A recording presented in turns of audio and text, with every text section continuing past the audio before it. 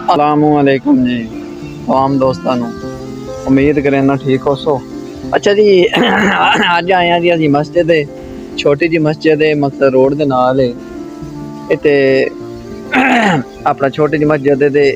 आए गए बंदे जड़े ना नमाज नमूज पढ़ लेंदे ने। ए छोटी जी मस्जिद है जी, हजे माशाल्लाह दोबारा मस्जिद तमीर हो रही है ते कोई काम हो भी गया, मस्जिद बन गई है ते चार दीवारी जड़ी ना जी ए चार दीवारी हजे तक भी यदि ना आ गेट हो गया जी दा फ्रंट ठीक है भी रहिंदा। उस तो बाद जी ए जड़ा ना माशाल्लाह बड़ा प्यारा है माहौल बनया जी। आ वाशरूम लैट्रीना आ गुसलखाने ए टूटियां जी वजू करन वास्ते बंदियां ने ठीक हो गया जी। अच्छा आ बकाया जी ए देखो ए चार दीवारी बना रहे ने।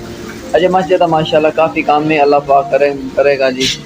एक कोशिश ये की जाए जो डैंपर वाले तो गुजरते हैं ना मेरी वीडियो सुन रहे हैं तो उन्होंने काम है भाई इस जी मस्जिद रोड के नाल ये तमीर अजे हो रही बन रही है तो ये वास्ते जिन्ना हो सके 10-20-30 उन्होंने काम है मदद करनी मस्जिद। बकाया वीडियो अच्छी लगे तो भाई शेयर कर देना, जज़ाकल्लाह।